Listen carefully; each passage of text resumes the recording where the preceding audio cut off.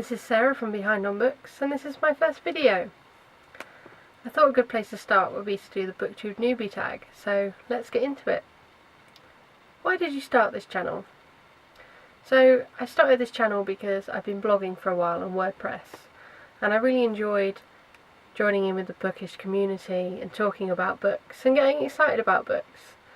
But I really felt like I wanted a new challenge, and I wanted to bring content about books and about writing in a different way.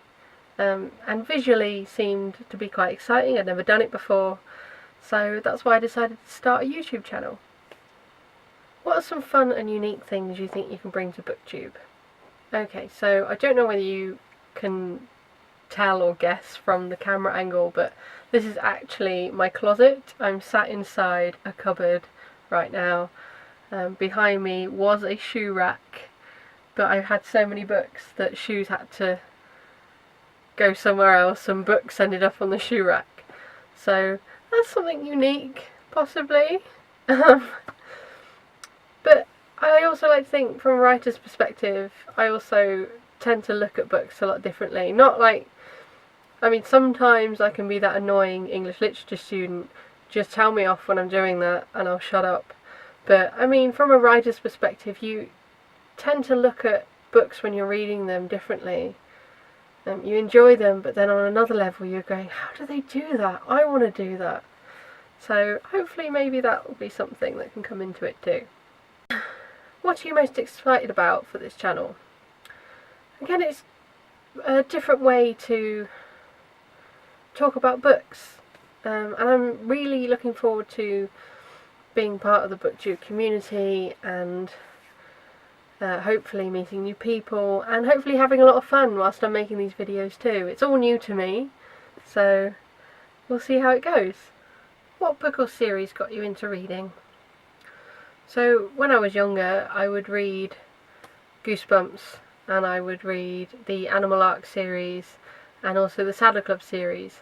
But for a while, after probably in my teens, I was just kind of reading on and off. I still read a lot, but not as much as I do now, or as I did as a child. And I think when I was in my late teens, possibly it might have even been my early 20s, how old is she? I found a book in a shop and bought it on a whim, and that book was Snyder's Poison Study. This book right here. Now, I love this book, and I loved it, and it's probably one of the only books that I've ever reread. I'm not a fan of rereading a book because often the magic has kind of gone a little bit, but this is one of the books that I can always, without a doubt, reread. So this is what got me back into reading like a crazed fangirl, and it got me excited about reading again, and it hasn't worn off. So thanks, Poison Study. What questions would you ask your favourite booktubers? I'd probably ask the same kind of things that I would ask anyone that's doing YouTube or does this kind of visual